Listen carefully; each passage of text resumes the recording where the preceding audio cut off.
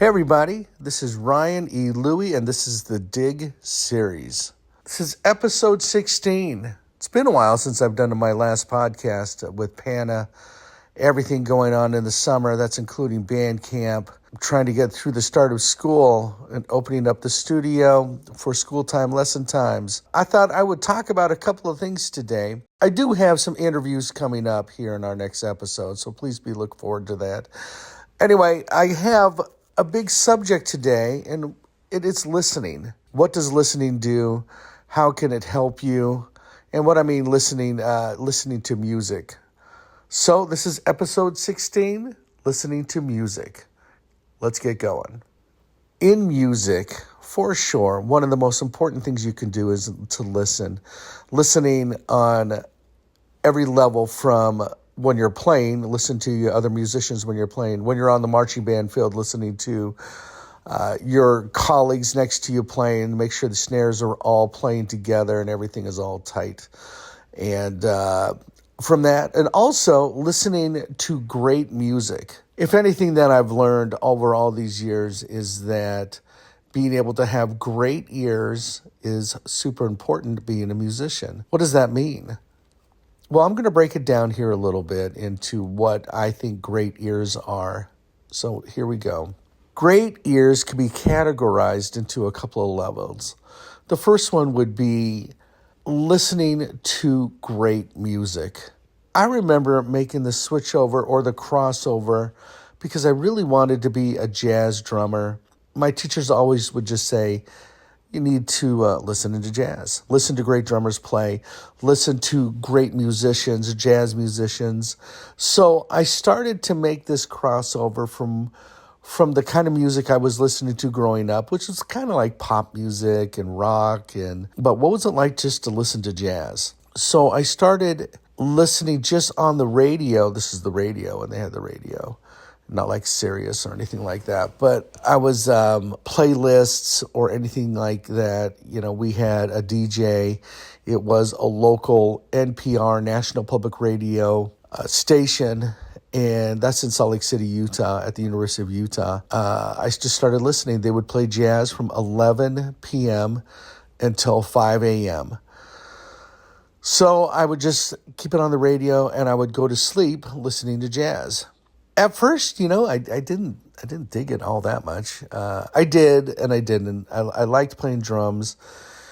My drum teacher was like a Berkeley grad and was by just listening to fusion, listening to jazz. It was amazing. He's an amazing teacher. He just had his birthday yesterday. Anyway, happy birthday, Dave Jetty. He lives out in Seattle, Washington. Anyway, and I would be listening, and I'd wake up in the morning to NPR's All Things Considered, which was really cool. Still listen to it today, which is awesome. Anyway, the kind of jazz that they played, though, was pretty eclectic, right? From Jerry Mulligan, a tenor, Barry sax player, to more fusion-esque Dave Grusin's New York, LA Dream Band. I remember late one night, they were taking requests, and I called in, and I can't believe it.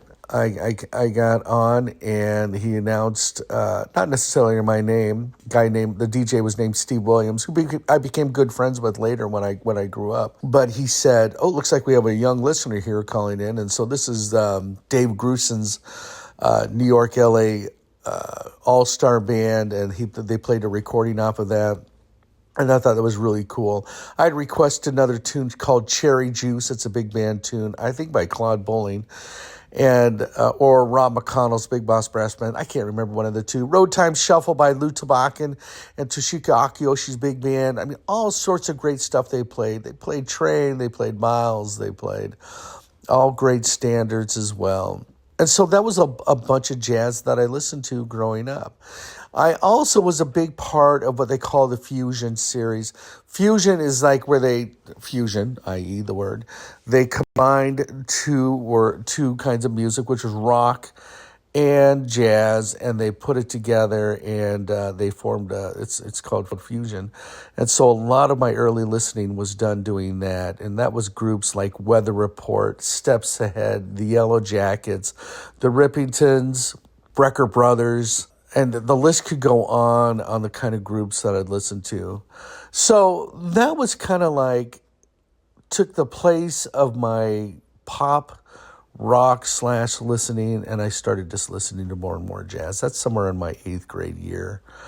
And listening to great drummers play. Back in that day, it was Billy Cobham, for sure Steve Gadd, Dave Weckl, Peter Erskine, not in any order. But these are all fusion drummers. They were crossover drummers that could play in rock as well as be able to be like one of the mainstream jazz players of that time. And we're talking about like the early 80s to the late 80s that I was making this crossover. Another kind of listening is that I was just teaching a class in Wadsworth, and it was their jazz band class, and Friday was listening day, so they brought in different recordings, and I talked about the different levels of listening. So this is another category, which is like how to listen. And there are just different ways to listen to it. So the first I explain is that, hanging out with a bunch of friends, you're listening to music, you could be listening to jazz, you could be listening to whatever, and or classical. That's my other part of listening that I do, and I can talk about that in a second. How you could just hang out. That's one form of listening. Another form of listening is like, I'm going to listen to this specific kind of music, like i.e. classical music, jazz, rock, R&B, funk, whichever. And then you could either, take that to another level, which is I'm going to listen to a specific song because it makes me feel a certain way. And that's another form of listening, as well as like, what kind of instrumentation is it? Is there a trumpet? Is there a saxophone? Is there drums, bass, piano, all of the above? Or is it just a jazz trio? And then it could even be more on a sub level from like, what are the changes, music harmonical value does it bring? Is it a 2/5 turnaround? Are there rhythm changes? Is it 12-bar blues? What kind of form is it? Is it an A-B-A form, or is it an A-B-A form? Is there a bridge to it? Is there no bridge? How many bars is each? So that's, more theoretically processed of listening to music. You can also like listen to individuals. Like I'm listening to Steve Gadd play drums on this, and he plays a certain way, and I want to make sure that I can emulate that and, play like Steve Gadd or Peter Erskine or some of my main influences. And then it could be like, what kind of instruments are they playing? I could hear drumsticks. Is it wood tips? Is it nylon tips? Is the bass drum beater a wood bass drum beater? Is it that? What kind of drum heads are they playing on? What kind of cymbals are they playing on? Are they really big cymbals? Are they small cymbals? Are they Zildjian, Paiste? How do you know all this kind of stuff? How they tune the drums? That'd be a whole nother level of listening. Then also, you could also transcribe what they're playing, and that's another form of listening too, which is like, I'm going to copy what they're doing. I'm going to emulate that. I'm going to emulate that style. So those are just all these different categories, subcategories of listening to music. And I like to do all of them. I like to get together with friends and listen to music. I like to analyze music. I like to listen to it and try and dissect every little bits and piece to it. And I was hanging out with a friend, and we were talking about, I just asked him, and he's not a musician, and he's a close friend, lives a couple of doors down from me. And we were hanging out smoking cigars one night, and like we do almost every night. Anyway, and I just asked him, are you a melody person or are you a lyric person? And that actually falls under another category of listening, which is, do I listen to lyrics or do I listen to the melody? And he, for sure, said that he is a lyric person. He listens to melody, but I am not. I am, for sure, a melody person. So as I listen to the melody, I listen to the harmonic structure of a tune. I get the mood of the music through not necessarily the lyrics, because not all music has lyrics, right? Yeah. And so, but off of the melody and how the harmonic structure and all the instruments play and they blend together, the timbre, and what kind of music they make through that. What kind of beats are they playing? Is it a samba? Is it a salsa? Is it funk? Is it a linear funk? Is it straight ahead swing? Is it a bebop tune? Is it, where did it exist in the timeline? And so I think I look at it more that way. It helps me in a way because, like, when I'm playing with other players, I can listen to them more. I can listen to the shape, the shape of their phrase, and accompany them the best way that I can, whether I'm playing on drums. And so, anyway, that is a big chunk of how I listen, what I listen for. I put out a TikTok months and months ago, and my saying was not. The saying was, how do I put this? Everybody knows how to listen. Not everybody knows what to listen for. A music professor at the University of Utah said that a long, long time ago, and that has stuck with me forever.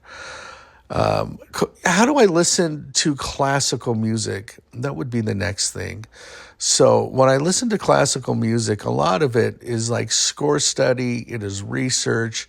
And I'm sitting here in Studio Louis here right now, recording this podcast. I was supposed to teach a student at 8 a.m. here on a Saturday morning, and he did not show up. He must have slept in, but that's okay. I have another student coming at 8:30 and then throughout through noon. But I always kind of get into the studio, drink a cup of coffee here. I love it on a Saturday morning.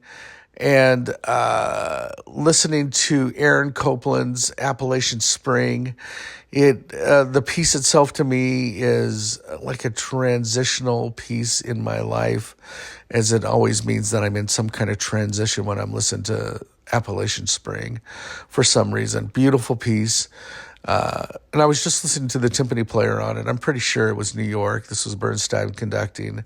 That's Leonard Bernstein. And that means it was Saul Goodman playing. He has such a certain technique when he plays, so his sound through the orchestra sounds a different way than that I can pick out, so I know for sure that it is him playing timpani, which is an all-time greatest timpanist.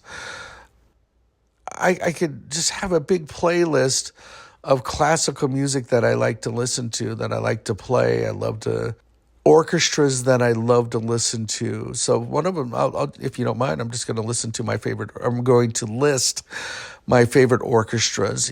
Obviously right uptown there, the Cleveland Symphony. They are one of my favorites. I have a bunch of cassettes, I have a bunch of CDs, and now it's all on, whether it's on my iTunes or Spotify. But a lot of my playlist or a lot of my recordings that I have are always with the Cleveland Symphony, back with George Szell conducting. And then also Mazel Boulez, Doc Diony. These are all the Cleveland conductors that I really, really enjoy. And I also like listening to the Pittsburgh Symphony. I was just talking to some friends about that. They've become such a great, great orchestra. Obviously, going to Carnegie Mellon, the time that I was there, living in Pittsburgh, I would go watch the symphony play, and they are incredible. San Francisco is another great orchestra that I like listening to. That was conducted by Michael Tilson Thomas. Just so you know, the timpanist out there with San Francisco is Ed Stefan. A great, great, great timpanist. So you can see, like, a lot of my listening is really head towards timpani and timpani players that we know with the orchestra. But that's, being a timpanist, that's what you do. So those are some of my main categorizations of listening. I have my favorite players that I like to listen to. I have my favorite groups that I like to listen to. And not to be so over redundant, but that's really the bulk of what makes me up as a player. I've been listed as a pop culturally deficient person, which is really, really true. It's sad and good all at the same time.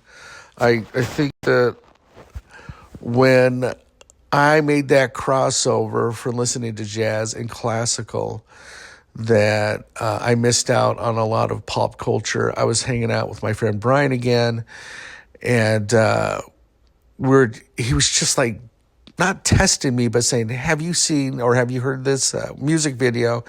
And we're looking in the early 2000s, and I'll tell you what, I didn't recognize hardly any of it, other than how everybody makes fun of Nickelback, which I do understand, but because I seem to miss that whole genre or that time period of music, of pop music during that time, that, you know what, he played me a dozen other bands that sounded just like Nickelback. And maybe that was some of the whole criticism when it came to Nickelback. I don't know. But anyway, I don't even know why I'm talking about Nickelback. Well, I know I just watched them, and I couldn't believe it, that I missed out of all that music. And one could say that, well, it was all alike, so maybe you did an okay job. Yeah, but during the early twos, I was listening to Beethoven, to Stravinsky, Schumann, Robert Schumann, that is, and Mahler, and Brahms, Tchaikovsky, Dvorak, Mendelssohn, all these classical composers, and I was performing and playing, and I was doing more of that. So it was, you kind of eat, drink, and sleep that whole kind of music, and listening to jazz and playing jazz too. But that allowed me to miss out the early 2000s of music videos. How about that? Well, watching them, I was highly entertained, and but I tell you what, being a melody person, they all sound alike to me, and not really listening to lyrics, kind of like I don't know if I miss out. I know I do. I know I miss out on a certain amount of what a tune means, mostly, if it does have vocals on it and I am not listening to the lyrics of it. So a lot of bebop tunes do not have lyrics, right? If it's Parker playing, or if it's Bird, right? That's Bird Parker, or Cannonball Adderley, or Miles Davis, or any of the Adderley, but, so I mean, it's,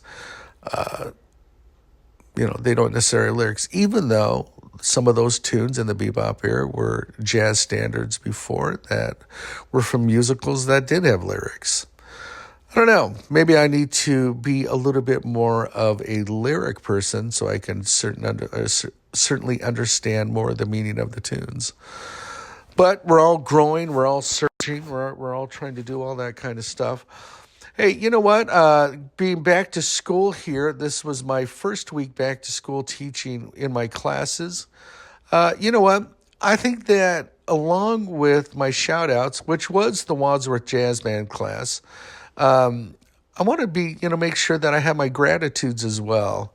And you know what? I enjoy teaching. I enjoy teaching all my students that I have, my school districts that I teach for. I am very grateful for. I'm headed out here to New York next week, a week from today. I'll be recording. And so with that, I'm headed out to record with Digg Ramash. I don't know if it's just the two of us, but look forward to that, and I will talk to you folks all later. So thank you for listening to this podcast, and I will reach out to you soon. Truth.